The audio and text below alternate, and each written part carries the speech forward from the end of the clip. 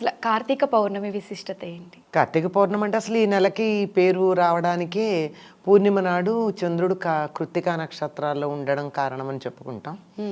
కనుక కృత్తికా నక్షత్రం యొక్క ప్రభావం, చంద్రుడి యొక్క ప్రభావం పరిపూర్ణంగా ఉండేటటువంటి రోజు కార్తీక పూర్ణిమ. కార్తీక పూర్ణిమ శరదృతువులో వస్తుంది. ఆశ్వయుజ పూర్ణిమ, కార్తీక పూర్ణిమ ఈ రెండు కూడా శరదృతువులో చాలా ప్రధానమైనవి, వెన్నెలకి ప్రాధాన్యం ఉండేటటువంటివి. కృష్ణుడు రాసలీలని నిర్వహించినటువంటిది కూడా కార్తీక పూర్ణిమ నాడే. రాసలీలకి ప్రాధాన్యం ఉన్నటువంటిది. అసలు గట్టిగా చెప్పాలంటే అదే ఆనాడే ఎందుకు దానికి అంత ప్రాధాన్యం ఉంది అంటే, రాసలీలలో ప్రధానమైనటువంటి పాత్ర వహించింది ఎవరయ్యా అంటే, రాసం అంటే నృత్యమమ్మ. మనం అనుకున్నట్టు అక్రమ సంబంధాలకు సంబంధించిన రాసలీలలు, రాసక్రీడలు లాంటి అబద్ధాలు ఎప్పుడూ కూడా అశ్లీల పదాలు, అశ్లీలమైనటువంటి అర్థాలు తీసుకోవద్దు. రసమును కలిగించేటటువంటి నృత్యం రాసం. ఇప్పటికీ కూడా రాసు, గర్భ ఇట్లాంటివన్నీ మనకి గుజరాత్ ప్రాంతంలో నృత్యాలు, సామూహికంగా చేసే బృంద నృత్యాలు ఉన్నాయి ఇప్పుడు కూడా. అయితే రాసు ఎక్కువ వాడకంలో లేదు, గర్భ మొదలైనవన్నీ ఈనాటికి కూడా ఉన్నాయి కదా. ఇవన్నీ కూడా అనేక మంది గుండ్రగా ఉండి మధ్యలో ఒకళ్ళో ఇద్దరు ఉండి ఇటు అటు మారుతూ చేసే నృత్యాలకి ఇవన్నీ అటువంటి నృత్యాలు ఇవి. అటువంటి నృత్యంలో అత్యధికమైనటువంటి రసోత్పత్తి కలిగించేటటువంటి నృత్యం రాసం. అటువంటి రాసంలో ప్రధాన పాత్ర వహించినటువంటిది రాధ. రాధ కీర్తిద అనేటటువంటి ఆవిడ యొక్క కుమార్తెగా, వృషభానుడు కీర్తిదల కుమార్తెగా చెప్పబడుతుంది. కీర్తిద అంటే కృత్తికా నక్షత్రం, వృషభానుడు అంటే వృషభ రాశిలో ఉన్నటువంటి సూర్యుడు. ఈ రెండు కలిసి ఉన్నటువంటి రోజు కార్తీక పూర్ణిమ. అందుకు కార్తీక పూర్ణిమ రాశానికి ప్రసిద్ధి వహించినటువంటిది. ఇది ఇప్పుడు జరిగిందైతే కార్తీక పూర్ణిమ విశిష్టత. కార్తీక పూర్ణిమ నాడు దీన్నే త్రిపురీ పూర్ణిమ అని కూడా అంటారు. త్రిపురీ పూర్ణిమ అంటే త్రిపురాసుర సంహారం చేసి శివుడు విజయం పొందినటువంటి రోజు. ఆ రోజు శివపార్వతుల కళ్యాణం చేసే సంప్రదాయం కూడా ఉంది.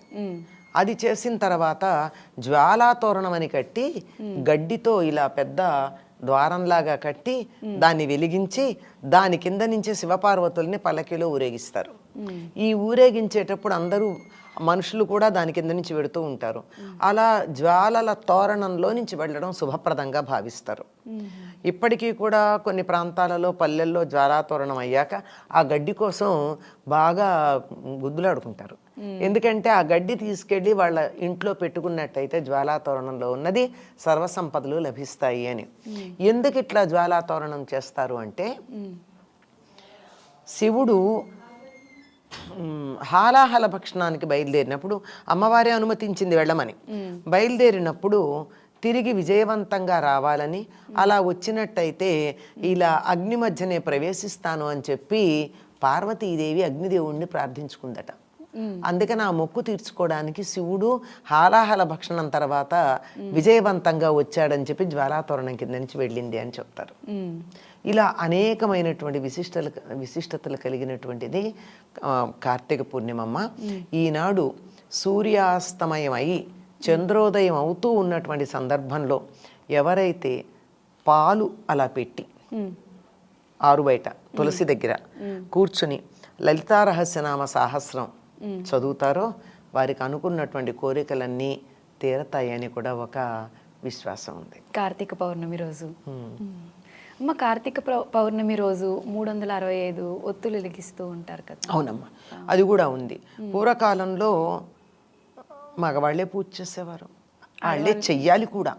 ఇప్పటికైనా వాళ్ళే చెయ్యాలమ్మా, వాళ్ళే చెయ్యాలి. ఎవరి పేరు చెప్తామమ్మా? మగవారి పేరే చెప్తారు కదా, వాళ్ళు కదా చెయ్యాలి. వాళ్ళు చేయలేకపోతే వాళ్ళ పక్షాన్ని మిగిలిన వాళ్ళు చేస్తారు. అలా చేసినప్పుడు ఆడవాళ్ళకి అనిపిస్తుంది, వాళ్ళంతా రోజు దీపం వెలిగించుకుంటున్నారు కదా, నేను వెలిగించుకోలేకపోతున్నాను అని. దానికోసం అని ఒకవేళ నిత్యం ఇంట్లో దీపం వెలిగించే వాళ్ళైనా ఒకవేళ ఒకరోజు మిస్ అవ్వచ్చు. అనేక కారణాలకు ఒక రోజు ఇంట్లో దీపం మనం వెలిగించలేం. అవును, ఏదో సూతకాలు వస్తాయి, ఎవరో ఒకళ్ళ నుంచి దీపం వెలిగించమంటాం. నా చేతులతో నేను వెలిగించుకోలేదు కదా. అవును, ఈనాటి న్యూక్లియర్ ఫ్యామిలీస్లో అయితే ఎవరు వచ్చి చేసేది కూడా లేదు, దేవుడి దగ్గర దీపమే ఉండదు. ఇటువంటివన్నీ చేసినటువంటి అపరాధాలన్నీ సరి చేసుకోవడం కోసం 365 ఒత్తులు వెలిగిస్తూ ఉంటారమ్మా. అయితే ఇంకా కొంతమంది 365 ఏమిటండి, పొద్దున ఒకటైనా వెలిగించేది, సాయంత్రం కూడా వెలిగిస్తాం కదా, పైగా 2 ఒత్తులు పెడతాం కదా, ఒకటి పెట్టాం కదా అని చెప్పి 730 వెలిగించే వాళ్ళు కూడా ఉన్నారు. 730 మరి రోజుకి 2 కింద, అలా అయితే 3 పూట్ల కూడా చేస్తారేమో, మధ్యాహ్నం కూడా కలిపి 3 పూట్ల చేసే వాళ్ళు కూడా ఉంటారు. మధ్యాహ్నం చేసేది ఉండదుగా, పొద్దున సాయంత్రం అంతే. అంటే పొద్దున వెలిగించిందే మధ్యాహ్నం దాకా నూనె వేసి ఉంచుతాం తప్ప మధ్యలో ఎప్పుడన్నా మనం చూడకపోతే కొండెక్కుతుందేమో కానీ మళ్ళీ వెలిగించటం ఉండదు, పొద్దుటే ఉంటుంది, కొనసాగుతుంది. కనుక ఈ విధంగా 725 ఒత్తులు వెలిగించే వాళ్ళు ఉంటారు. ఇది అయితే తులసి దగ్గర చేస్తూ ఉంటారు అవకాశం లేని వాళ్ళు. అవకాశం ఉన్నవాళ్ళు దేవాలయానికి వెళ్ళి చేస్తారు. ఏదైనా సరేనమ్మా మన ఇంట్లో చేసుకున్న దానికన్నా దేవాలయానికి వెళ్ళి చేసినట్టయితే ఫలితం ఎక్కువగా ఉంటుంది అంటారు. అలాగే పుణ్యక్షేత్రాల్లో కానీ నదీ తీరాల్లో కానీ ఈ 2 అందుబాటులో లేకపోతే మన గ్రామంలోనో మన ఊళ్ళోనో ఉన్న దేవాలయంలో కానీ చేస్తే మన ఇంట్లో చేసుకున్న దానికన్నా ఎక్కువ ఫలితం. కానీ దానికన్నా కూడా అవేమీ కుదరకపోతే ఇంట్లో పెట్టిన దానికన్నా బయట తులసి దగ్గర చేసుకోవడం ఉన్నంతలో నయం. గురుగారు, చాలా మంది వ్యక్తిగతంగా ఆరోగ్య సమస్యలే అయి ఉండొచ్చు, లేదంటే కుటుంబ పరంగా ఆర్థిక సమస్యలే అయి ఉండొచ్చు, రకరకాల సమస్యలతో ఇబ్బంది పడే వాళ్ళని చూస్తూ ఉంటాము. అయితే అటువంటి వారు ప్రత్యేకించి ఈ కార్తీక మాసంలో వచ్చే కార్తీక పౌర్ణమి చాలా పరమ పవిత్రమైన రోజు. ఆ రోజు కనుక ఇటువంటి వారు ఎటువంటి విధి విధానాలు ఆచరిస్తే కనుక దాని నుంచి విముక్తి పొందే అవకాశం ఉంటుందంటారు, వాటి గురించి తెలియజేయండి. కార్తీక పౌర్ణమి ఈ ఉన్నటువంటి అన్ని మాసాలలోకెల్లా ఆవైకామ అంటే ఆషాఢము, వైశాఖము, కార్తీకము, మార్గశిరము మరియు మాఘమాసము, ఈ 5 మాసములు అత్యంత పుణ్యప్రదములుగా చెప్పబడి ఉంది. ఇందున ఈ ఆవైకామాలలో అనగా ఈ 5 మాసాలలో వచ్చే ఏకాదశులకి చాలా ప్రత్యేకమైనటువంటి పుణ్యం. ఆ ఏకాదశి వ్రతాన్ని ఆచరించినట్లయితే ఆషాఢ మాసంలో తొలి ఏకాదశి, కార్తీక మాసంలో ఉత్థాన ఏకాదశి అంటే విష్ణువు నిద్రపోయే రోజు, విష్ణువు మేలుకునే రోజు ఈ చెప్పబడినటువంటి మాసంలోనే వస్తాయమ్మా. ప్రత్యేకించి ప్రతి పౌర్ణమికి ఒక్కొక్క ప్రత్యేకమైనటువంటి ప్రతిపత్తి ఉంటుంది, అంటే ప్రత్యేకమైనటువంటి పుణ్య ఫలితం ఆ పౌర్ణమి రోజున ఆచరించే విధానం. ఎందుకు పౌర్ణమి రోజున మనం ఈ యొక్క ప్రధానంగా మనం ఆచరిస్తామంటే ఈ తెలుగు రాష్ట్రాలలో, కన్నడలో, కర్ణాటక రాష్ట్రాల్లో, ముఖ్యంగా తమిళనాడులో కొన్ని ప్రాంతాల్లో, మహారాష్ట్ర కొన్ని ప్రాంతాలలో చంద్రుని గమనాన్ని యొక్క అనుసరించి మన ముహూర్తాలు కానీ ఉంటాయి. అందుకనే ప్రతి ఒక్క శుభలేఖలో స్వస్తిశ్రీ చాంద్రమాన అనేటువంటిది వస్తుంది. అంటే చంద్రుని యొక్క గమనం అనుసరించి చంద్రుడు ఎప్పుడైతే నిండుగా ఉంటాడో ఆ రోజున పర్వదినముగా భావిస్తూ ఆ రోజున విశేషమైనటువంటి కొన్ని కార్యక్రమాలు కనుక చేపట్టినట్లయితే మానవుడి యొక్క మనఃకారకుడు చంద్రుడు కాబట్టి అట్టి మనస్సు ఏదైతే కోరుకుంటుందో ఆ కోరుకున్న దాన్ని ఆ చంద్రుడు సంపూర్ణంగా ఉన్న రోజున మనకు అనుగ్రహిస్తాడు. అందుకనే చంద్రుడికి ఏంటంటే షోడశ కళలు అని అంటారు. అంటే అమ్మవారు కూడా షోడశ కళలతో భాసిల్లుతుంది అని చెప్పి మనకు చెప్పబడుతుంది. కాబట్టి ఈ షోడశ కళాపూర్ణమైనటువంటి పౌర్ణమి రోజున ఎవరైతే వాళ్ళ యొక్క కామ్య కర్మలు అనగా వాళ్ళ యొక్క కోరికలు నెరవేర్చుకోవడం కోసం వ్రతాలు కానీ, పూజలు కానీ, హోమాలు కానీ చేస్తారో ఆ దేవతానుగ్రహం సంపూర్ణంగా కలుగుతుంది. ఎందుకంటే చంద్ర కళలు సంపూర్ణంగా ఉండేటువంటి రోజు ఆ రోజున. ఇక ప్రతి పౌర్ణమికి ఇంతకుముందు చెప్పుకున్నట్లుగా ఒక్కొక్క విశిష్టత ఉన్నట్లయితే ఈ కార్తీక పౌర్ణమికి చాలా విశిష్టత ఉంటుంది. అంటే జ్ఞానాన్ని ప్రసాదించేటువంటి పౌర్ణమి, కృత్తికా పౌర్ణమి, కౌముది పౌర్ణమి అని కూడా అంటుంటారు. కౌముది మాసం కూడా చెప్తుంటుంటారు. ముఖ్యంగా ఇది కార్తీక మాసం అంటే సుబ్రహ్మణ్య స్వామికి సంబంధించినటువంటి మాసంగా చెప్పబడి ఉంటుంది. ఇక ఈ కార్తీక పౌర్ణమి రోజున మిగతా అన్ని పౌర్ణములలో కంటే కూడా కార్తీక పౌర్ణమి నుంచి చంద్రుడి నుంచి వెలువడేటువంటి అమృత కిరణాల ప్రభావము ఏ వ్యక్తి యొక్క శరీరం నందు ఉంటాయో ఆ వ్యక్తి సకల రోగాల నుంచి, సకల బాధల నుంచి విముక్తి అవుతాడని చెప్పేసి మనకు శాస్త్ర ప్రమాణం ఉంది. కాబట్టి సర్వే సర్వత్రా వీక్షించేటువంటి ఐడ్రీమ్ ప్రేక్షకులు అందరూ కూడా ఈ యొక్క నియమాన్ని గనక పాటించినట్లయితే, ఇప్పుడు మనము సాధారణంగా అందరూ పాటించాల్సినటువంటి నియమం ఒకటి చెప్పుకుంటూ తర్వాత ఏ సమస్యలు వ్యక్తిగతంగా ఏ సమస్యలు ఉంటాయో వాళ్ళకి ఏ విధంగా చెయ్యాలనేటువంటి విషయాన్ని మనం క్లుప్తంగా తెలియచేసుకుందామమ్మా. ప్రధానంగా అంతకు ముందు రోజు వచ్చేసేసి వైకుంఠ చతుర్దశి. ఈ వైకుంఠ చతుర్దశి శివకేశవులు ఇద్దరు కూడాను మిత్రులే, శివకేశవులకి భేదము లేదని చెప్పి తెలుపుకునే సంవత్సరం మొత్తంలో ఏకైక పండుగ ఈ యొక్క వైకుంఠ చతుర్దశి. ఈ వైకుంఠ చతుర్దశి రోజున ఎవరైతే గోదావరి నది స్నానము చేస్తారో కృష్ణా నదీ స్నానము చేస్తారో వారికి సమస్త పాపములు దొరికిపోతాయని చెప్పి మనకు చెప్పబడి ఉంది. ఈ యొక్క గోదావరి నది కృష్ణా నది ప్రాంతంలో ఉన్న వాళ్ళైతే వెంబడే ఆ యొక్క ముందు రోజు 15వ తారీఖు పౌర్ణమి కదా, 14వ తారీఖు రోజున గోదావరి నది స్నానం ఆచరించండి. లేదు ఆ అవకాశం లేదు, హైదరాబాదు చుట్టుపక్కల విశాఖ అక్కడ ఉన్నటువంటి వాళ్ళకైతే గోదావరి ఉన్నది కాబట్టి అప్పుడు ఏం చెయ్యాలి అని అంటే గోదావరి నదిలో కొన్ని అన్న తెచ్చుకొని ఆ నీటిని బకెట్ నీళ్ళలో వేసుకొని ఆ నీటితో స్నానం చేసినా చాలు. గోదావరి లేదా మనం నీళ్ళతో స్నానం చేస్తామో ఆ గోదావరి కృష్ణా నది ఆ నీటిలో ఉందనేటువంటి సంపూర్ణమైనటువంటి భక్తి భావన పెట్టుకొని ఆ నీటిని స్నానం ఆ భావనతో చేసినా ఆ ఫలితమే వస్తుంది. యద్భావం ఏం అవసరం లేదమ్మా, యద్భావం తద్భవతి. అంటే ఇక్కడ గంగేచ యమునే కృష్ణ గోదావరి సరస్వతి నర్మదే సింధు కావేరి జలేస్మిన్ సన్నిధింకురు కావేరీ తుంగ భద్రాచ కృష్ణవేణీచ గౌతమి భాగీరథీచ విఖ్యాతా పంచగంగా ప్రకీర్తితా. ఇలాంటి చెప్పుకోవచ్చు. లేదా ఏ నదులైతే మన దేశంలో గుండా అన్ని రాష్ట్రాల గుండా అన్ని ప్రదేశాల గుండా ప్రవహిస్తుంటాయో ఆ నదుల పేర్లన్నీ చెప్పుకొని ఆ నదుల యొక్క శక్తి అంతయో కూడా ఇప్పుడు నేను చేసేటువంటి స్నానంలో తొట్టిలో లేదా బకెట్లో ఉండాలి, ఆ నీటిలో నిల్వ ఉండాలని చెప్పి సంకల్పం చేసుకుని ఆ నీటిని స్నానం చేసినా అదే ఫలితం ఉంటుంది. ఇక స్నానం ఆచరించిన తర్వాత శివకేశవుల్ని ఇద్దరిని కూడా చతుర్దశి తిథి రోజున పూజించాలి. అనగా శివ సహస్రనామం విష్ణు సహస్రనామం. చతుర్దశి రోజున మనం ఏమవుతామంటే ఈ విధంగా చేయడం వల్ల పాప విముక్తులమవుతాము. గత జన్మ కర్మదోషం ఏదైతే ఉంటుందో అది ఆ కర్మదోషం తొలగిపోయి పాప విముక్తి మనకు కలుగుతుంది. కలిగిన తర్వాత తెల్లవారే పౌర్ణమి కాబట్టి ఈ పౌర్ణమి రోజున చేసేటువంటి పుణ్యము మనకు వేస్ట్ కాదు. అంటే ఏంటి, ఈ యొక్క పౌర్ణమి రోజున చేసేటువంటిది మనకు మన కోరికలు నెరవేరడానికి సంపూర్ణంగా ఆ ఫలితాన్ని మనం పొందుతాం. కాబట్టి పౌర్ణమి రోజున ఈ సంబంధించినటువంటి బ్రహ్మ ముహూర్తముననే లేచి కాలకృత్యాదులు తీర్చుకొని చక్కగా శివుని యొక్క చిత్రపటము కానీ శివలింగం దగ్గర కానీ ఆవు నేతితో దీపారాధన చేసి ఆ దీపారాధన చేసిన తర్వాత ఆ యొక్క పూజా మంటపంలో అష్టదళ పద్మం అనేటువంటిది వేయాలి. వేసిన తర్వాత మధ్యలో పుష్పములు పసుపు కుంకుమ ఆ విధంగా పెట్టి ఆ మధ్య దాంట్లో శివలింగాన్ని ప్రతిష్ఠింపచేసి ఆ యొక్క శివలింగానికి ఇరువైపులా ఆవు నెయ్యితో దీపారాధన చేయాలి. చేసి ఆ స్వామికి శివాయ నమః అనుకుంటూ అభిషేకం కానీ లేకపోతే యూట్యూబ్ కానీ టేప్ రికార్డ్ కానీ పెట్టుకుంటే ఈ నమక చమకం రుద్రాభిషేకానికి సంబంధించినటువంటివి ఉంటాయి. అవి వింటూ ఉండగా చాలా స్పష్టంగా భక్తి భావంతో సర్వము మర్చిపోయి ఆ ఈశ్వరుడే నా యందున్నాడు, నా పక్కన ఒక చక్కటి వేద బ్రాహ్మణుడు నా పక్కన ఉండి నాకు నమ్మకంని చదువుతున్నాడు అనే భావన పెట్టుకొని ఆ యొక్క అభిషేకము చేసుకుంటూ ఉండాలి. ఆ అభిషేకంలో విశేషమైనటువంటి ద్రవ్యములన్నీ కూడా చేసుకోవచ్చు. అయితే ఈ అభిషేకం చేసేటప్పుడు ముఖ్యంగా వివాహం కావలసినటువంటి అబ్బాయిలు అమ్మాయిలు ఎవరైతే ఉంటారో వాళ్ళు ఈ కండ చక్కెర అని అంటారు, నవబోధ్ అని అంటారు, లేకపోతే మిశ్రి అని అంటుంటారు, లేదా పటిక బెల్లం అని అంటుంటారు. వాటిని పొడిగా చేసి కొద్ది పొడి ఆ పొడిని ఒక చిన్నటి బిందెలో లేదా ఒక పెద్ద చెంబులోనైనా ఆ నీటిని వేసి ఆ నీటితో కలిపిన తర్వాత అది శర్కర నీరు అయిపోతుంది. అంటే చక్కెర వాడకూడదు. మనకు అవుట్పుట్ మొలాసిస్ తర్వాత వచ్చేటువంటి అవుట్పుట్ ఏదైతే ఉంటుందో అది కెమికల్ కలిపినటువంటి సల్ఫర్ డైఆక్సైడ్ కలుపుతారు. దానికంటే ముందు కండ చక్కెర అనగా పటిక బెల్లం ఉంటుంది, అది వాడాలి ఈశ్వరునికి. ఆ విధంగా అభిషేకం చేసిన తర్వాత అప్పుడు ఆ స్వామికి అర్చన చేయాలి. అర్చన చేసేటప్పుడు కరవీర పుష్పంలో అంటారు. కరవీర పుష్పంలో అంటే గన్నేరు పూలు, మళ్ళీ పచ్చ గన్నేరు పూలు పనికిరాదు, ఈ బిళ్ళ గన్నేరు పూలు పనికిరావు, గన్నేరు పుష్పంలే తెల్ల పుష్పములు ఉంటాయి, పింక్ కలర్ లో ఉంటాయి. ఆ విధంగా ఆ పుష్పాలు వాడవచ్చు, రెడ్ కలర్ లో ఉంటాయి. ఆ పుష్పములతో అర్చన చేసి ఆ పుష్పమాల స్వామికి వేయాలి. వేసిన తర్వాత చక్కెర పొంగలి నైవేద్యం వివాహం కావాల్సిన అబ్బాయిలు కానీ అమ్మాయిలు కానీ ఇదే విధానాన్ని అనుసరించాలి.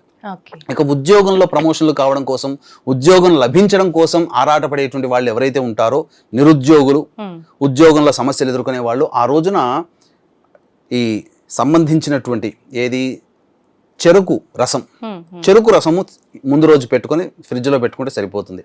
ఆ చెరుకు రసంతో ఈశ్వరునికి అభిషేకం చేయాలి. చెరుకు రసం దొరకదండి అని అంటుంటారు. మరి చెరుకు రసంతో ఉత్పత్తి అయ్యేటువంటిది ఏంటి పదార్థము? బెల్లము.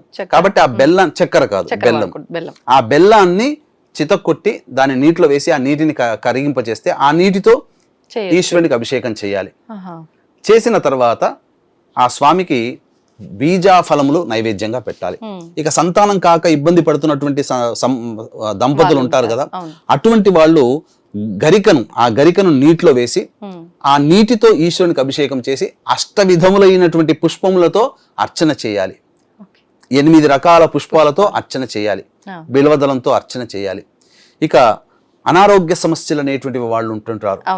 ఈ అనారోగ్య సమస్యలతో బాధపడేటువంటి వాళ్ళు పంచామృతములతో అభిషేకము జరిపించి తరువాత గుమ్మడికాయని బలిగా ఇవ్వాలి ఆ స్వామికి. అంటే అక్కడే పూజా మందిరం దగ్గర కొట్టాలా? చేయొచ్చు. అక్కడే పూజా మందిరం దగ్గరనే అభిషేకం చేసి గుమ్మడికాయ బలి నైవేద్యంగా చేయాలి. ఇలా రకరకాల విద్య కోసమై సంబంధించినటువంటిది. ఆ విద్య బ్రాహ్మీ రసాయనం అని దొరుకుతుంది, లేదా బ్రాహ్మీ ఆకులు దొరుకుతాయి.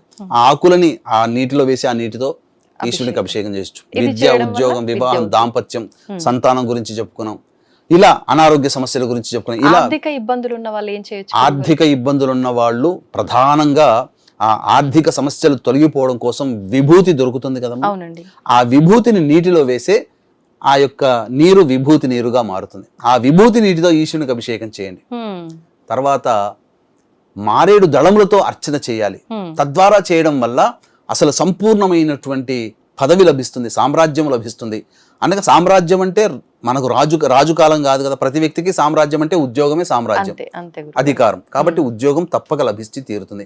ఈ విధంగా ఆ సూర్యోదయం వరకు కూడా ఈ విధంగా చేసిన తర్వాత ఆ ఉద్యోగం కోసం అయితే ఖచ్చితంగా చేయాలి.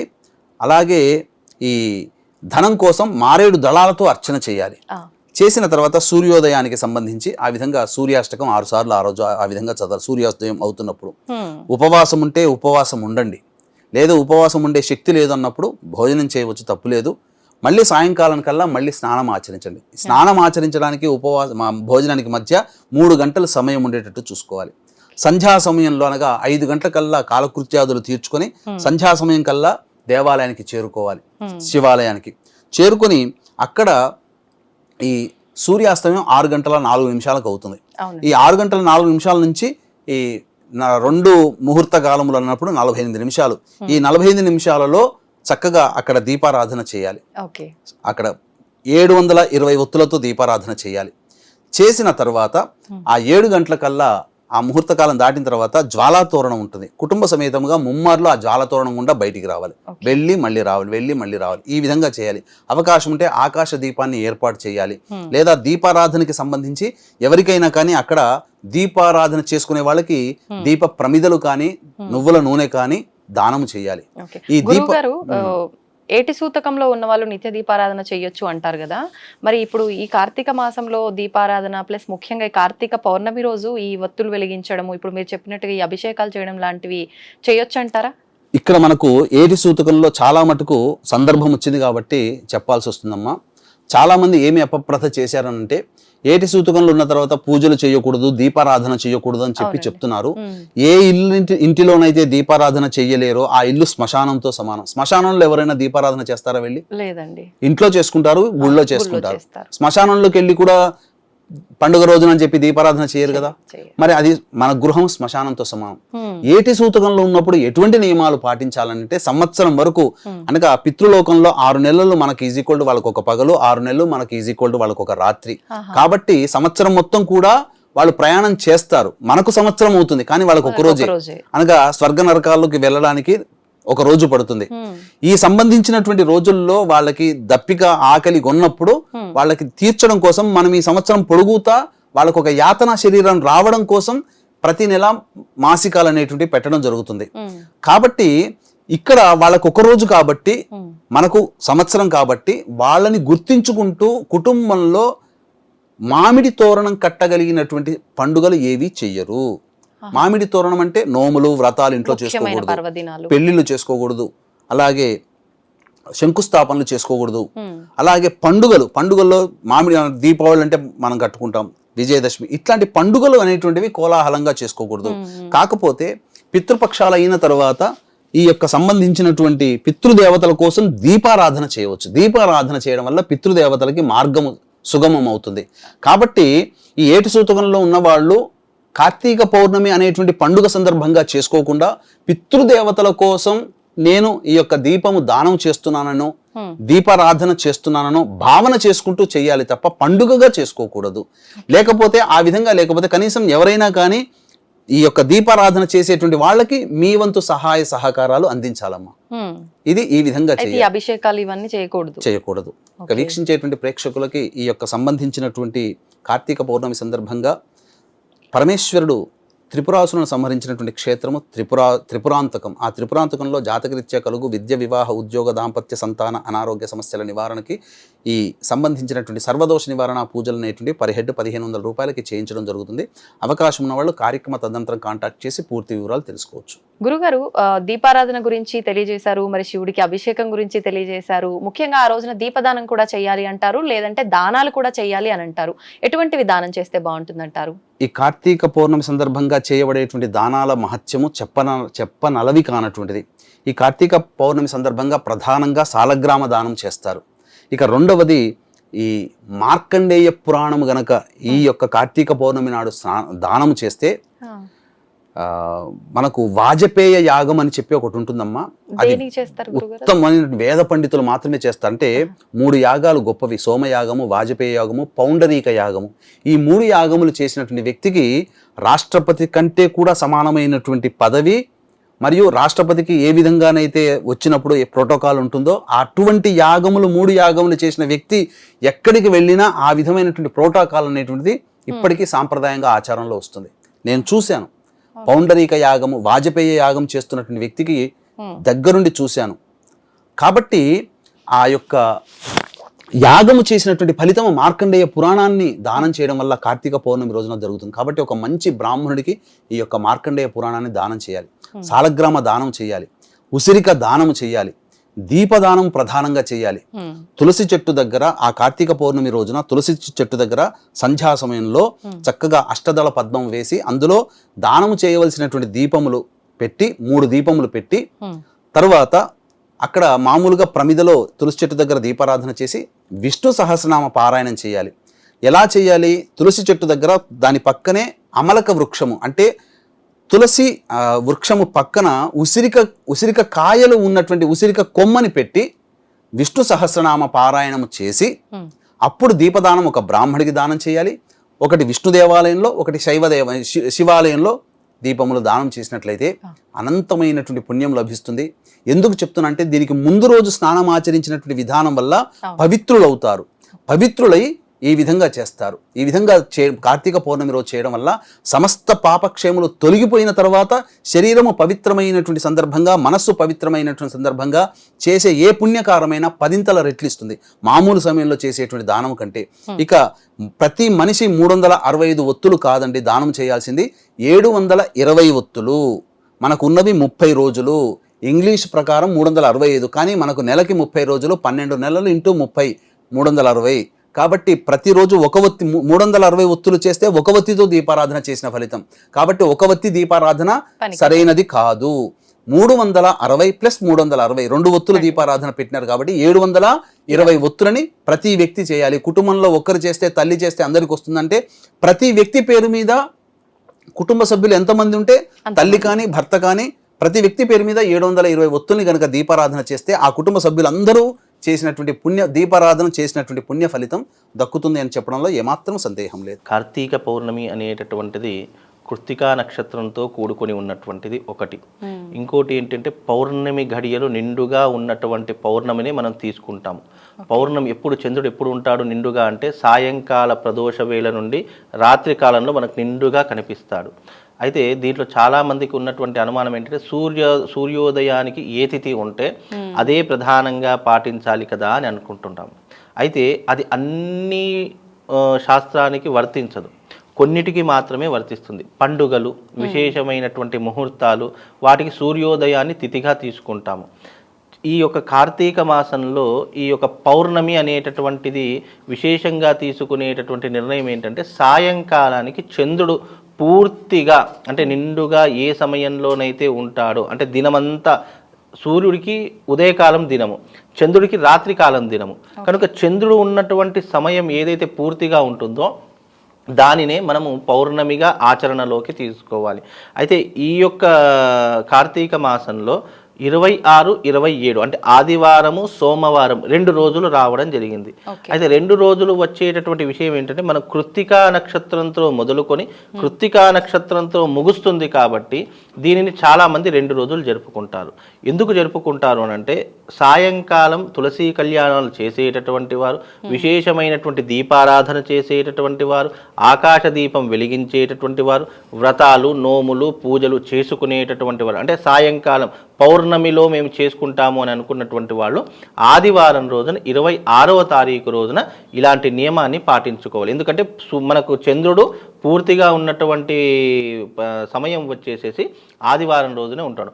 చంద్రుడు సోమవారానికి సాయంకాలానికి ఉండడం లేదు. మనకు పౌర్ణమి తిథి అనేటటువంటిది మధ్యాహ్న సమయంలోనే వెళ్ళిపోతుంది. మధ్యాహ్న సమయం పౌర్ణమి తిథి వెళ్ళిపోయింది అంటే మళ్ళీ సాయంకాలం చేసుకుంటే ఆ తిథి ఉండదు. కాబట్టి సాయంకాల సమయంలో చేసుకునేటటువంటి వారు ఈ నోములు వ్రతాలు పూజలు ఈ 365 వత్తులు వెలిగించుకునేటటువంటి వాళ్ళు, కార్తీక మాసంలో దీపదానం ఇచ్చేటటువంటి వాళ్ళు, వీళ్ళందరూ కూడా ఆదివారం రోజునే వినియోగించుకోవాలి. ఇక సోమవారం కూడా ఉంటుంది కదా అంటే సోమవారం ఉంటుంది ఎప్పుడు మధ్యాహ్నం వరకు. మనం మధ్యాహ్నం వరకు ఎలాంటి కర్మలు ఆచరిస్తాము?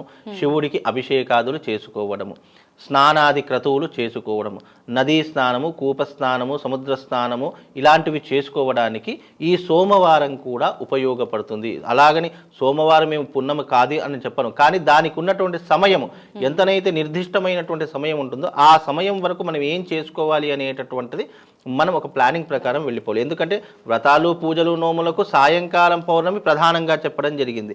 కానీ మనకు సోమవారం కూడా ఉంటుంది కాబట్టి శివారాధన చేసుకోవడానికి, విష్ణు ఆరాధన చేసుకోవడానికి, గంగా స్నానాది విధులు చేసుకోవడానికి, అలాగే చాలామంది ఈ నీళ్ళల్లో గోదావరిలో దీపాలు వదులుతుంటారు.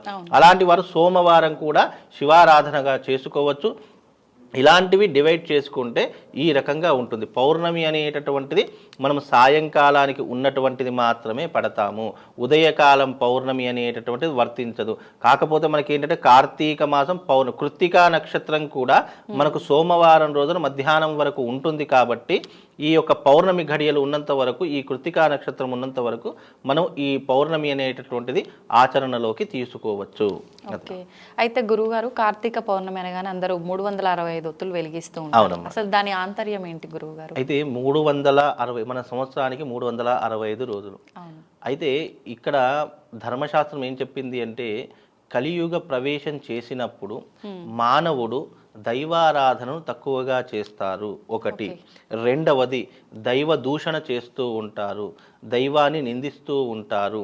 అసలు మన పెద్దవాళ్ళు ఇప్పుడు తల్లిదండ్రులు ఏదైనా పిల్లలకు రండి గుడికి వెళదాము అంటే కొంతమంది దైవ దూషణ చేసుకుంటూ నాకేం అవసరం లేదు, గుడికి రాను, ఎక్కడికి రాను, నేను ఇంట్లోనే కూర్చుంటాను అని ఇలా వితండవాదం చేసేటటువంటి వారు ఉంటారు.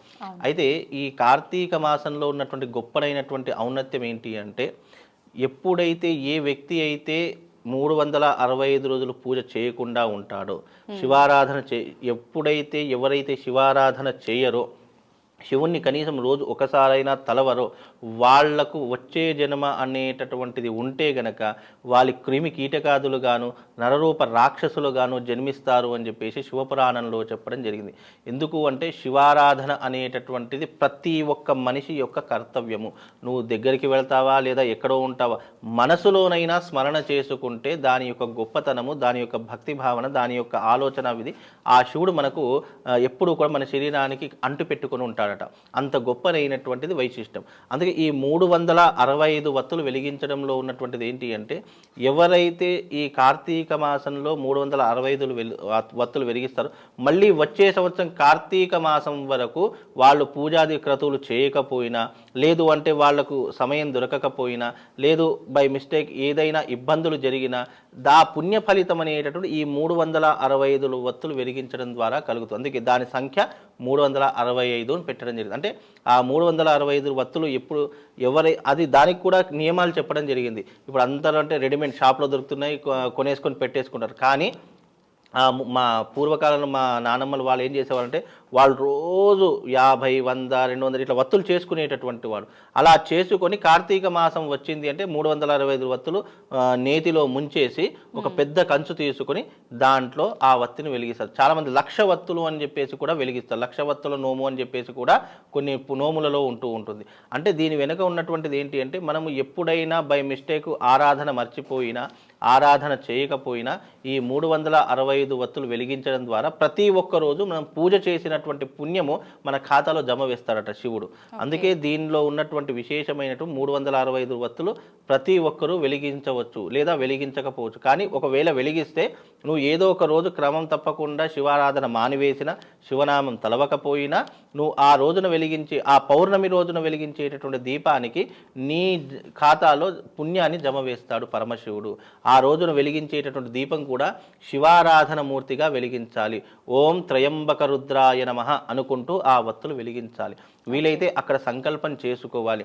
మన మనసులో ఉన్నటువంటి కోరికలు, మన మనసులో ఉన్నటువంటి ఏవైతే ఇబ్బందులు ఉన్నాయో అవన్నీ తొలగిపోవాలని శివనామస్మరణ చేసుకుంటూ ఆ రోజున వత్తులు వెలిగిస్తే శివుడి యొక్క సంపూర్ణ అనుగ్రహం కలుగుతుంది. ఇదంతా కూడా ఏంటి అంటే మనిషి నమ్మకం మీద ఆధారపడినటువంటి జీవితాలు. భగవంతుడు ఉన్నాడు అంటే ఇవన్నీ మనకు ఏమనిపిస్తాయి అంటే అరే ఇది చేస్తే మనకు పుణ్యం కలుగుతుంది.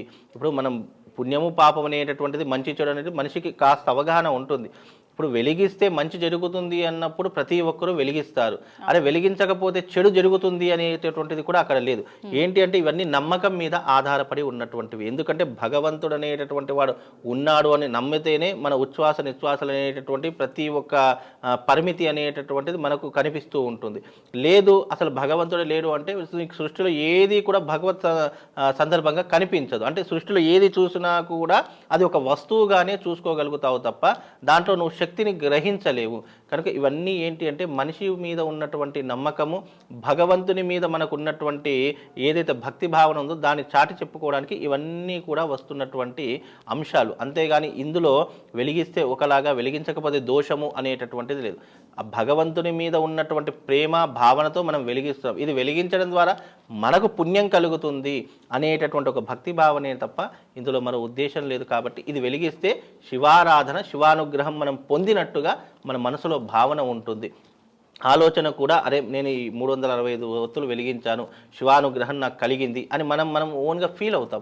ఆ ఫీలింగ్లో నుంచి ఏమవుతుందంటే మన కాన్షియస్ మైండ్ కానివ్వండి, మనం ఆలోచించే విధానం కానీ దైవికం మీద ప్రేరణ చూపిస్తుంది. భగవంతుడు అనేటటువంటి వాడు ఉన్నాడు, ధర్మ కార్యక్రమాలు చేయాలి అనేటటువంటి సద్బుద్ధి, సద్భావన మనకు కలుగుతుంది అనేటటువంటి భావనతోనే ఈ దీపారాధనలు కానివ్వండి, ఈ దాన ధర్మాలు కానివ్వండి, శివారాధన కానివ్వండి, చేసే అభిషేకాలు కానివ్వండి, ఇవన్నీ కూడా మానవ కళ్యాణానికి ఉపయోగపడేటటువంటి అంశాలే తప్ప ఇది చేస్తేనే శివుడు అనుగ్రహిస్తాడు అని కాదు. మన మనసులో భక్తి భావన ఉంటే ఆ శివుడు ఎప్పుడు మనతోటే ఉంటాడమ్మా.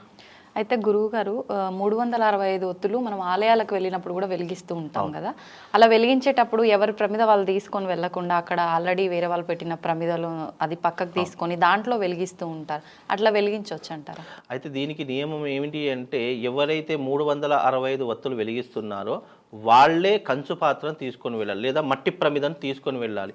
ఇతరు వెలిగించింది వెలిగించవచ్చా అంటే అక్కడ ఆస్కారం లేదు, మనకు ఏది ప్రమాణం లేదు. లేకపోతే గనక అది పూర్తిగా అంటే మొత్తం వత్తులన్నీ కాలిపోయి కొండెక్కాయి అంటే దాన్ని మళ్ళీ శుభ్రపరచుకొని వాడుకోవడంలో దోషమేం లేదు.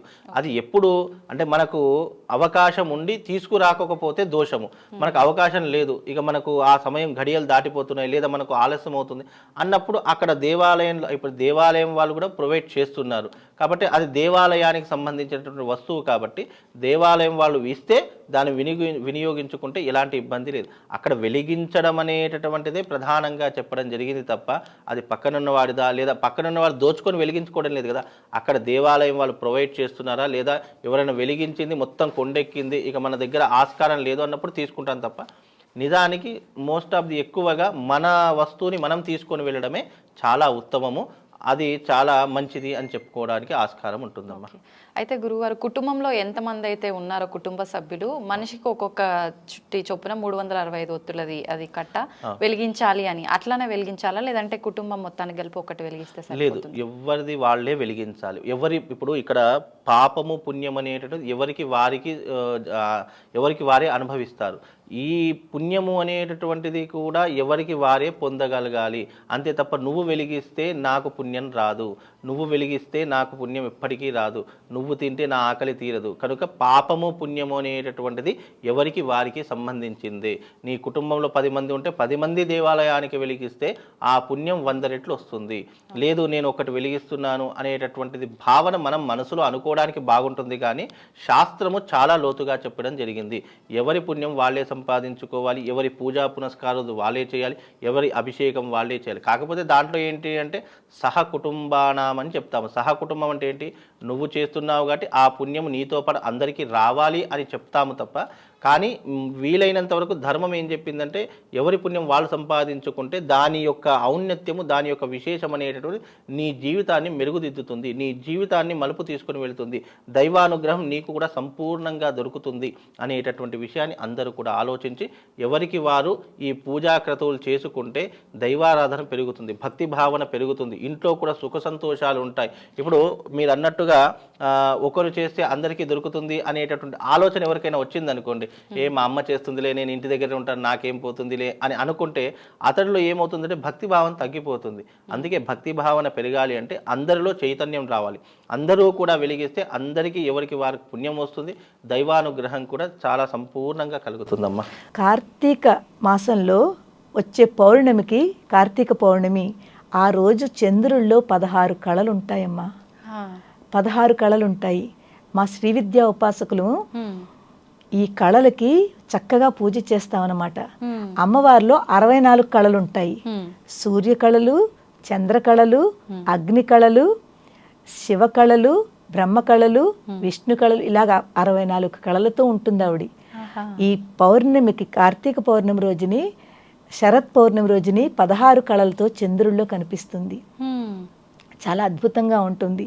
ఈ కళలు ఏంటంటే అమృతాయే నమః, మానదాయే నమః, పూషాయే నమః మేము మంత్రాలతో చదువుతాము.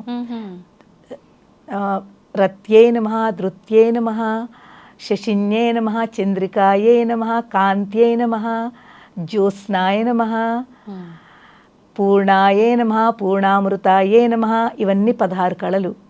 ఈ కళలన్నీ కూడా అమ్మవారు, ఇవన్నీ మనకు కూడా అవసరం ఉంటుంది. ఎప్పుడైతే ఆ చంద్రుని చూస్తామో, కార్తీక పౌర్ణమి యొక్క చంద్రుని చూస్తామో, ఈ కళలన్నీ కూడా మనలో కూడా వస్తుంది, ఆ ఎనర్జీ మనలో కూడా వస్తుంది.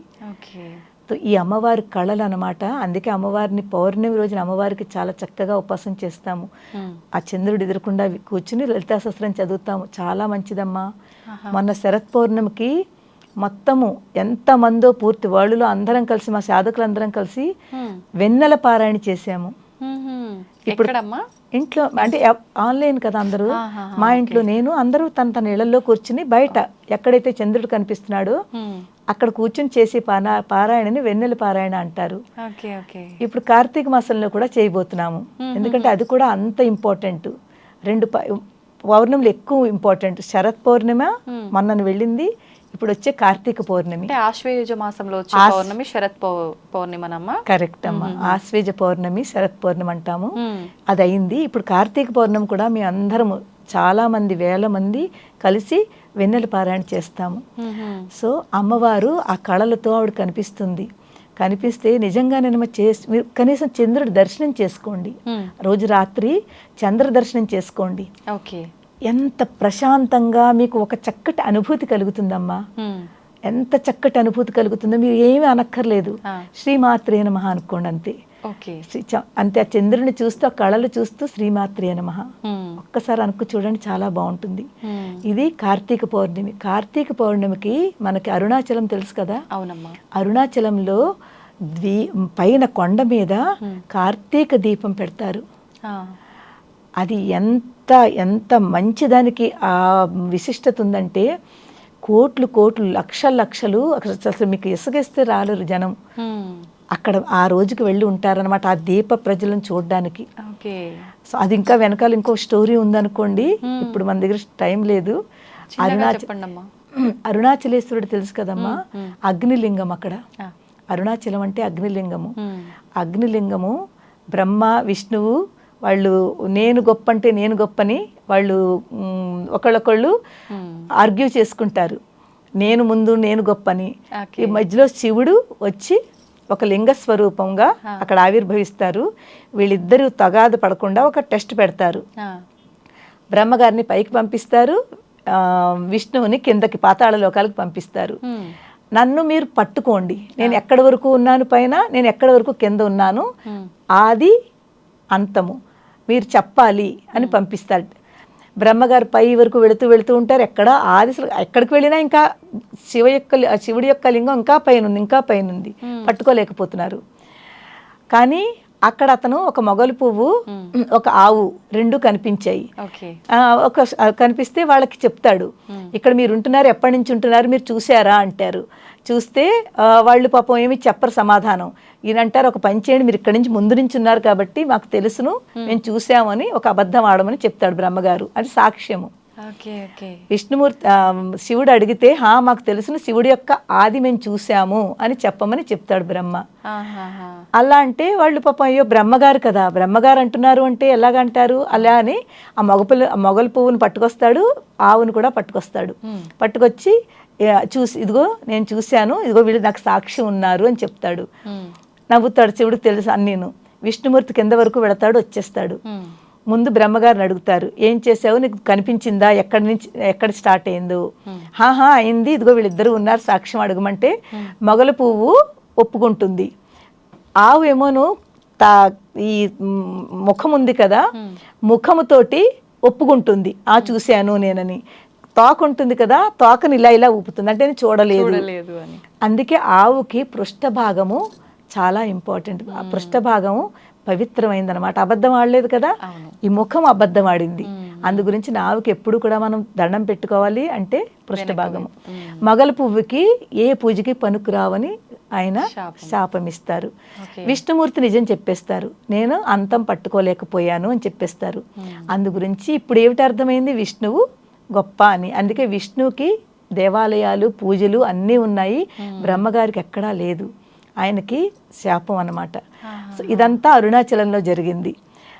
ఈ స్టోరీ అంతా జరిగింది అరుణాచలం, అందుకే అది అగ్నిలింగం అంటారు. తొలి లింగం అనమాట అమ్మా. మనకి శివలింగం అనేది అసలు ఆవిర్భవించింది అంటే ఈ దీంతోటే తొలి లింగము అరుణాచలంలో ఆవిర్భవించింది. చాలా విశిష్టత. అరుణాచలంలో రమణ మహర్షి అని, ఆయన ద్వారా మనం చాలా తెలుసుకోవాలమ్మా. ఆయన అసలు సాధన తపస్సు అంటే ఏమిటి అన్నది ఆయన ద్వారా తెలుసుకోవాలి. మేము వెళ్ళాము, లాస్ట్ ఇయర్ మేము అక్కడే ఉన్నాం. ఈ టైంలో ప్రదక్షిణ చెయ్యాలి, 14 కిలోమీటర్ల గిరి ప్రదక్షిణ. అక్కడ శివపార్వతులు, కార్తికేయుడు ఇప్పటికీ కూడా కొండ మీద ఉంటారు, నివసిస్తూ ఉంటారు. ఎంత తపోభూమి అమ్మ, తపోభూమి అది.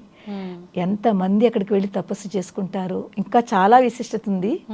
సో అలాంటి అరుణాచలము, అక్కడ దీపం వెలిగిస్తారు కార్తీక మాసంలో పౌర్ణమి రోజున. కార్తీక దీపము చాలా చాలా పెద్దది ఉంటుంది, కొన్ని గంటలు అది ఆ దీప వెలుగుతూ ఉంటుంది. ఆ దీపం దర్శనం చేసుకుంటేనే మనలో ఉన్న ఆ పాపములన్నీ పోయి మనకి చక్కటి మనశ్శాంతి, ఆనందము కలిగి మంచి దైవీయ భావన పెరుగుతుంది. ఆ శివశక్తుల యొక్క శక్తి మనలో కూడా వస్తుంది. ఓకే అమ్మ, ముఖ్యంగా కార్తీక మాసం అనగానే నది స్నానాలకి ప్రత్యేకత, దాని గురించి తెలియజేయండి. ఇక్కడ నదీ స్నానం కార్తీక మాసంలో చేయవలసింది 5 ఉంటాయమ్మా. ఒకటి మనము నదీ స్నానము, అలాగే విష్ణువులు అభిషేకములు, ఈ అదేంటి బిల్వ దళపత్రాలు పూజలు ఇవన్నీ ఉంటుంది. జపం చేసుకోవాలి. కార్తీక మాసం అంతా కూడా మంచి మాసము, వీలైనంత మట్టుకి జపం చేసుకోవాలి. అలాగే చక్కగా ఆరాధన. ఈ కార్తీక స్నానంకి ముఖ్యత ఏంటంటే ఎర్లీ మార్నింగ్ లేచి ఆ నదులు ఎక్కడెక్కడ దగ్గర ఉంటే ఆ టైంలో కార్తీక మాసం అంతా కూడా ప్రకృతిలో శక్తులు ఉంటాయమ్మా. ప్రకృతిలో శక్తులు ఉంటాయి. తర్వాత నీరేమిటి, చక్కగా జలతత్వం. అది జలతత్వం ట్రాన్స్పరెన్స్గా ఉంటుంది, ప్యూర్గా ఉంటుంది, ప్యూరిటీ అనమాట. ఎప్పుడైతే ఆ టైంలో తెల్లవారుజామునే కదా ఎప్పుడైనాను దాంట్లో మనం స్నానం చేస్తామో మనం కూడా స్వచ్ఛంగా ప్యూర్గా ఉంటాము, శుద్ధతగా ఉంటాము. ఆ భావన వస్తుంది. ఆ కార్తీక మాసము ప్లస్ ఆ శుద్ధత, ప్యూరిటీ, ఆ ట్రాన్స్పరెన్సీ అంతా మనలో కూడా కలుగుతుంది. ఆ శక్తి మనకు కూడా లభిస్తుంది. అందు గురించి స్నానం చేస్తాము, పవిత్రంగా ఉంటాము. ఈ నెల్లాళ్ళు కూడా చక్కగా పవిత్రంగా ఉంటారు, సాధన చేస్తారు, జపం చేస్తారు, పూజలు చేస్తారు, ఆరాధన ఇవంతా కూడా చాలా బాగా. ఇక్కడ మనకి ఏకాదశి, ద్వాదశి అని వస్తాయి. మా నార్త్ సైడ్లో అయితే ఏకాదశి చాలా బాగా చేస్తారు. తులసి వివాహం ఉంటుంది. తులసి వివాహం రెండో రోజు మనం అదే సేమ్ క్షీరాద్వాదశి అంటాము. వాళ్ళు తులసి వివాహం అని ఏకాదశి చేస్తారు, మనం ద్వాదశి చేస్తాము. ఆ తులసి వివాహం అంటే శాలిగ్రాముడు తులసికి వివాహము. మనం ఎంత చక్కగా ఇంట్లో మనం పెళ్లి చేస్తామో అదే విధంగా అంత భక్తితోటి తులసికి శాలిగ్రామ్కి వివాహం చేస్తారు. చాలా బాగా ఉంటుంది. చెరుకు గడలు అవన్నీ కట్టి చక్కగా అలంకారం చేసి బయట కూర్చుని, ఇక్కడమ్మ విసిరి చెట్టు తులసికి చాలా ప్రాధాన్యత. విసిరి చెట్టు తెలుసు కదా, ధాత్రి వృక్షం అంటారు. వన భోజనాలు చేస్తాము. ఈ విసిరి చెట్టులో విష్ణుమూర్తి ఉంటారు. మనకి విసిరి అంటేనే విష్ణుమూర్తి యొక్క స్థానం అన్నమాట. అందుకే అక్కడికి వెళ్ళి కూర్చుని మనం భోజనాలు చేస్తే అక్కడ ఉన్న ఎనర్జీ ఏదైతే ఉందో, విష్ణుతత్వం ఏదైతే ఉందో ఆ ఎనర్జీ మనలోకి వెళ్తుంది. ఆ ప్రసాద రూపంలో దేవుడికి పెట్టి తింటే అది ప్రసాదం అవుతుంది మనకి. అంత చక్కటి విసిరి చెట్టు, వన భోజనం వనాల్లోనే ఉంటాయి విసిరి చెట్లు కాబట్టి తర్వాత ఇళ్లలో కూడా పెంచుకుంటున్నారు. అక్కడికి వెళ్ళినా కూడా అంత మహత్యం ఉంది విసిరి చెట్టుకి. ఆ రోజు వరకు మామూలుగా చాలా మంది ఉసిరి కొమ్మలు తెచ్చి తులసి చెట్టులో పెట్టుకొని అదే మట్టిలో పెట్టి అలా కూడా పూజలు చేస్తూ ఉంటారు కదా. పాపం కుదరకపోతుంది కాబట్టి చేస్తున్నారు. కానీ చాలా మంది అంటారు అలా మొక్క కదమ్మా, అది వృక్షం కాదు, జస్ట్ మన సాటిస్ఫాక్షన్ గురించి, వృక్షాలు దొరకట్లేదు కదా అని అలా చేస్తున్నాము. కానీ కొంతమంది మన గురువులు అంటారు అలా చేయకూడదు అంటారు. కానీ మనం ఏం చేస్తాం చెప్పండి, ఎక్కడ సిటీల్లో ఉంటున్నాం మనము. సిటీలో ఉన్న వాళ్ళకి ఆ వృక్షాలు ఎక్కడ దొరుకుతాయి? మన మనస్సు ప్రధానం దీంట్లో, మన భక్తి మన భక్తి ప్రధానం. భక్తితోటి నువ్వు అదే వృక్షం అనుకో, ఆ మొక్కనే ఒక వృక్షం అనుకో, చక్కగా తులసి పక్కన పెట్టుకుని వృక్షంగా భావన ముఖ్యము, భక్తి ముఖ్యము, భావన ముఖ్యము. ఈ భక్తి భావనతోటి నేను ఆ విసిరి చెట్టుకే, ఆ విష్ణుమూర్తికే చేస్తున్నానని భావనతో చేస్తే తప్పకుండా ఆ విష్ణువు మీకు చక్కటి ఆశీర్వచనము, ఆ శక్తి ఇస్తాడు, ఎంతో మిమ్మల్ని ఆనందంగా ఉంచుతాడు. ముందు ఏకాదశి అయింది. ఏకాదశి అంతా కూడా వ్రతం కింద చేస్తారు. కార్తీక మాసం కదా, కార్తీక సోమవారాలకి చాలా ప్రాముఖ్యత. శివుడు కదా, కార్తీక సోమవారాలు చక్కగా పొద్దున్న నుంచి సాయంత్రం వరకు ఉపవాసం ఉండి సాయంత్రం అయ్యాక దీపాలు అవన్నీ పెట్టి పూజలు చేసుకుని భుజిస్తారు ప్రసాదం కింద. అలాగే ఏకాదశి, కార్తీక ఏకాదశి చాలా చాలా విశిష్టత ఇప్పుడు చెప్పుకున్నాము. దాని తర్వాత వచ్చేది ద్వాదశి. ఏకాదశి అంతా ఉపవాసం ఉంటారు. రెండో రోజు ద్వాదశి, క్షీరాబ్ది ద్వాదశి అని చక్కగా మనం పిలుచుకుంటాము.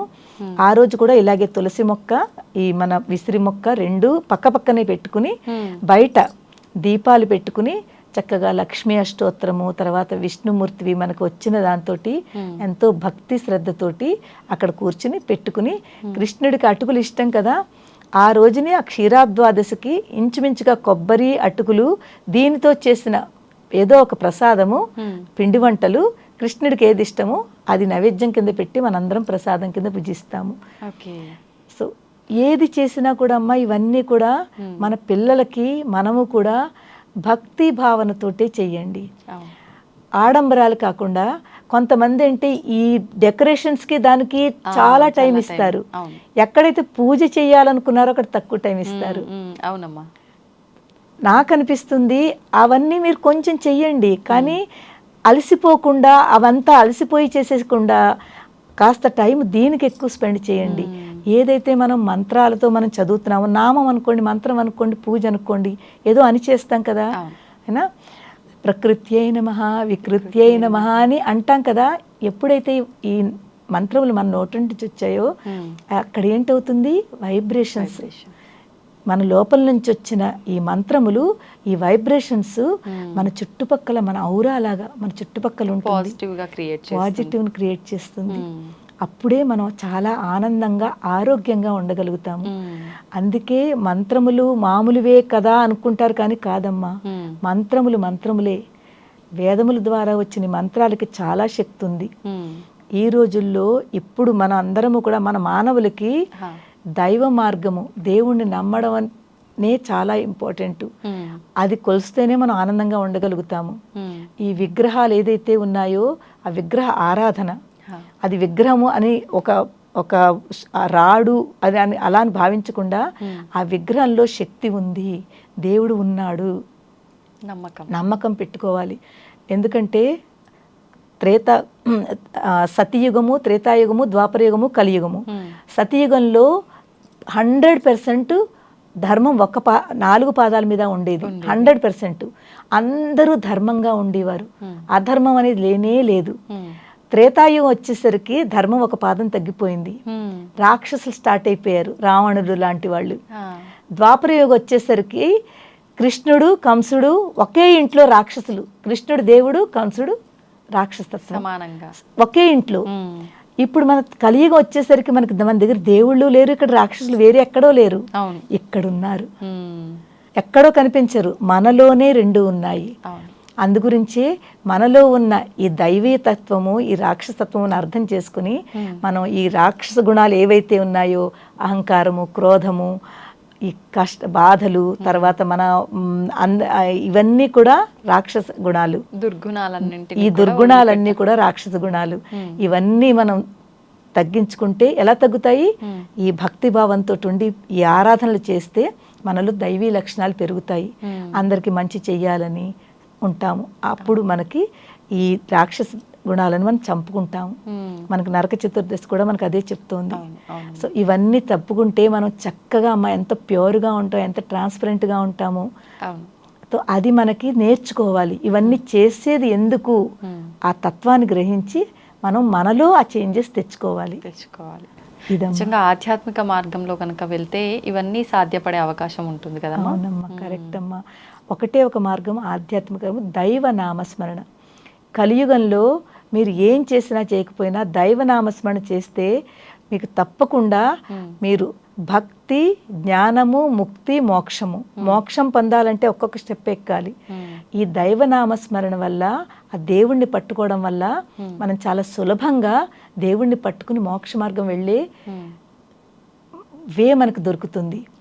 అతి సులభంగా దేవుడు మనకు దొరుకుతాడు, కరుణిస్తాడు. నిజంగా చెప్పాలంటేనమ్మా, దేవుడు మనకు చాలా చక్కగా సులభంగా దొరికే, మన మానవులకే, మిగిలిన వాళ్ళకి కాదు, మన మానవులకి దేవుడు చాలా సులభంగా దొరుకుతాడు. అలా దొరుకుతున్నా కూడా మనం పట్టుకోలేకపోతున్నాము. మన పూర్వంలో ఋషుల్లో అంత కష్టపడక్కర్లేదు. వాళ్ళు ఎంత కష్టపడితే దేవుడు చేసి ఎంతో కఠినంగా చేస్తేనే వాళ్ళకి ప్రత్యక్షం అయ్యేవాడని చెప్పి విన్నాం. అవును, కానీ ఇప్పుడు మానవులకి మన దేవుడు ఎంత సులభం చేశాడో, నా నామస్మరణ చేసుకోండి, నన్ను పట్టుకోండి అని చెప్తున్నా కూడా మనం ఆయన్ని పట్టుకోలేకపోతున్నాము. సో ఎప్పుడైతే మనం ఒక్కసారి ఆయన నామస్మరణ చేసి ఆయన పట్టుకుంటామో సులభంగా దేవుడు దొరుకుతాడు. మనం ఎంతో చక్కటి లెవెల్లో ఎక్కడ ఉంచాలో అక్కడ తీసుకెళ్తాడు. ఏమి ఇవ్వాలో అది ఇస్తాడు. కోరుకోకుండానే మనకు వరాలు ఇస్తాడు. మనని చాలా మంచి స్థితిలో ఉంచుతాడు. సన్మార్గం చూపిస్తాడు. సద్గతులు పొందుతాము. ఏమ్మా, అది అంత విశిష్టత ఉంది కార్తీక మాసము ఈ దైవనామస్మరణలోను. సంతోషం అమ్మ. నిజంగా కార్తీక మాసం విశిష్టతతో పాటు అసలు దీనివల్ల, ఇది చేయటం వల్ల దీని నుంచి మనం ఏం నేర్చుకోవచ్చు అనే ఒక మెసేజ్ని కూడా చాలా చక్కగా వివరించారమ్మా. ధన్యవాదాలు. ధన్యవాదమ్మా. చాలా ఆనందంగా ఉండండి, చక్కగానమ్మా, ఆరోగ్యంగా మీరందరూ కూడా ఇలాగే దేవనామస్మరణ చేసుకుంటూ ఈ భక్తి మార్గంలో ముందుకు వెళ్ళాలని నేను అమ్మవారిని ప్రార్థిస్తున్నాను. శ్రీమాత్రే నమః. థ్యాంక్ యూ అమ్మా. Thank you.